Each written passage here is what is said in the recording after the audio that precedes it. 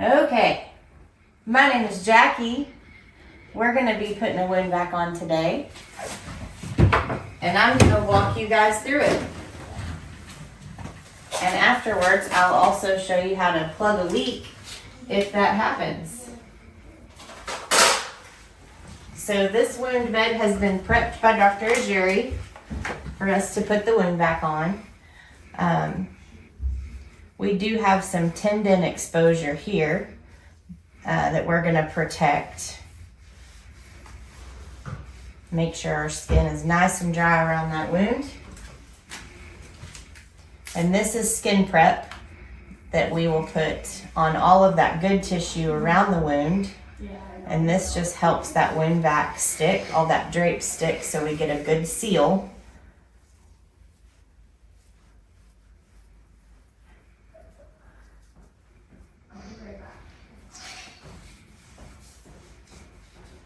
And that makes my fingers really sticky, so I'm gonna have to change the gloves again. Which is common in wound care. We change our gloves a lot. That helps. Anytime we touch something that's not clean, we want to change our gloves because we don't want to open that patient up to any infection. So we change our gloves a lot. This is Duoderm Thin. This is what we put around the wound bed. We call it windowing. We window it with the Duoderm, and this protects our good, healthy tissue around the wound, the peri-wound edge.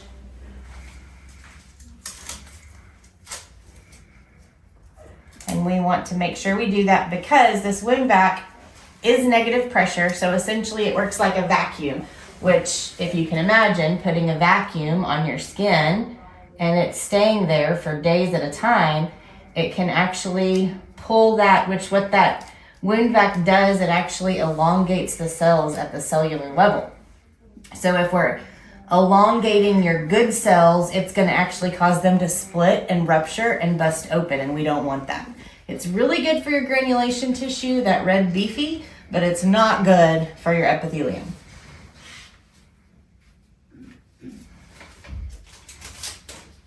And this is Endoform. This is what we are going to put right down in there to protect over that tendon. And this will, it is a sheep, it's made from sheep, it's sheep intestine. And it helps that granulation tissue kind of grab onto that and build up that granulation tissue over that tendon. So anytime you have a structure exposed in a wound, in this case tendon, it's really hard for that granulation tissue to grow over it. So we kind of have to help your body do what it's supposed to do naturally, and Endoform can do that. It helps that tissue just kind of build on each other. And so I'm covering that with Ergo Tool. This is a contact layer, and what we want to do is we want to cover up that tendon to protect it, but we have to leave a little tag out. So when we take this off, we know that none of that Ergo Tool or that contact layer is getting stuck down in there. We want to make sure we get it all out. So this wound has some undermining going this way and up here. And undermining is where the skin is not attached to the base of that wound. And we need to pack that gently. We call it fluff, don't stuff with wound vacs. And what we do is we want to, it's hard to see, but behind here, I'm holding my finger down on that contact layer to keep it from going down in there when I press that, when I pack that undermining down there. Because I don't want that Ergo Tool to slide down, I want it to stay in place. So, have to do it very gently. Pack that tunnel, or that undermining, sorry, there. And then I'm gonna tuck this side and that undermining there. And I like to cut my foam to fit my wounds. So that's tucked there. So I call it little legs, because he also has some undermining here up at the top at around 10 to 11 o'clock. So I cut little legs on my foam. In this case, it's legs. Some wounds I have to cut octopus legs. They've got 8 legs going, but he just has 2. And then we are going to cover that whole thing.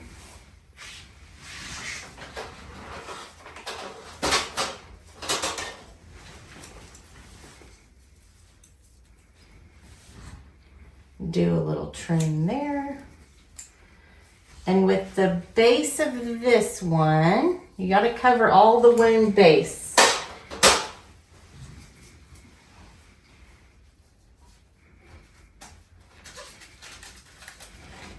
And because I'm doing this, all this going on, I've got all this going on, I'm going to use part of this drape to just secure everything in place right here. And then I'm going to go back and I'm going to put his track pad on. The track pad is what connects the patient to this VAC. You have, that goes down, and that's where that actual suctioning takes place. Now, there is little sensors in this track pad. So you have to make sure that when you put that on, the foam, you have a big enough piece of foam there to where those little sensors are going to be able to pick up any blockage, any leak, or if the canister's full, it'll give you a different message. So on this little track pad here, it looks kind of big. It's about the size of a $50, but the actual tube opening inside is very small, and there's little sensors inside this track pad. So you have to make sure this whole area, about the size of a quarter, has enough foam to grab onto. So we're gonna trim this here. And we like to move this track pad around because it can kind of bubble the skin. You can kind of see right here on him where it kind of bubbled up the skin. That's normal. It's not normal, it's common. Again, this is a lot of suction. So that's why we move our track pad around, but you always want to make sure that there's something underneath there. Do you like it going down or up? Okay. And we try to make it as comfortable for we can, as comfortable as we can for the patient, because you're the one that has to live with this at home, not me. So however we can make it bearable is best. Sometimes we do have to give little breaks from the wound vac to our patients because this can become a bit of a pain for them. So we don't want them to affect their mood, because mood can also affect your wound healing. So if they get discouraged because this wound vac, we want to give them the opportunity to have a break from it.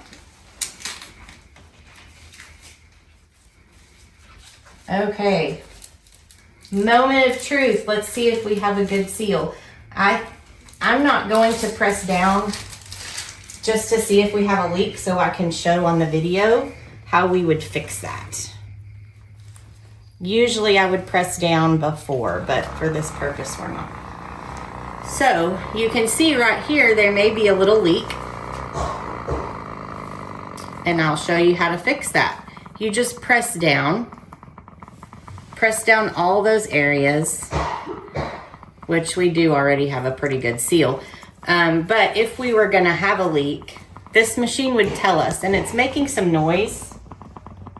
It's making a little bit more noise than we would like, so we're gonna seal that. So how we find the leak is you find your tubing right here and use your thumb and press down. And just hold it for a couple seconds. And what we're waiting for is that wound vac to stop making noise. Once we find that, and we just keep going around, all the way around that tube, switch thumbs, until we find out where that leak was.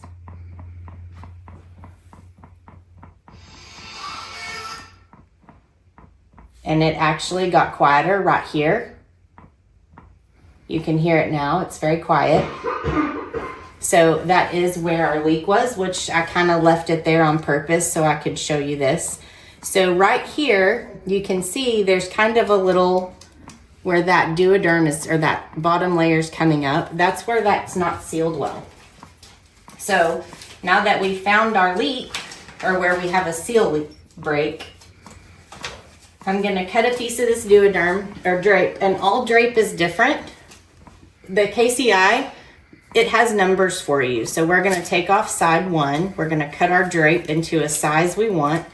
We're gonna take off side 1, and we are going to secure that right there. And after we secure that, we're gonna lift side 2 and then pull off that blue piece. And then now that seal is secured, or that break is in that seal is secured. So he won't go home and have a leak coming out at him. And I'm just gonna cover this right here.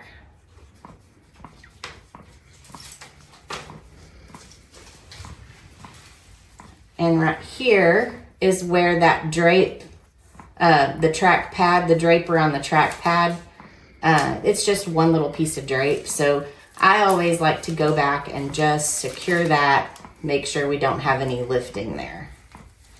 And now that we have done all that, now I can put some lotion on his arm. Don't ever put lotion on before you put your drape down. It will not stick. And that's it. He should be good till he comes back. And we are going to, I'm gonna lotion his arm and put some cast padding and some ace wrap just around that with this tube sticking out, so we don't pressure that down. We don't wanna cause a pressure injury from this tube. But I am gonna wrap that around right there, just to kind of secure that back and hold it in place. And it also keeps him, gives him a cushion so we don't bump it. And it also kind of gives him a brace so he's not doing this motion. Because on joints, doing this motion can actually delay that wound healing. It can kind of break down that new tissue that's forming, because every time you do this, you're messing with that new growth. And so we want it kind of stationary as much as we can. We don't want to stop him from doing his activities of daily living, but we want to put a caution there so he's very careful with that joint. Okay. How'd we do? Sounded Good? to me, yeah. And everything feels good? Mm-hmm. Okay, wonderful. That is VAC 101 with Jackie.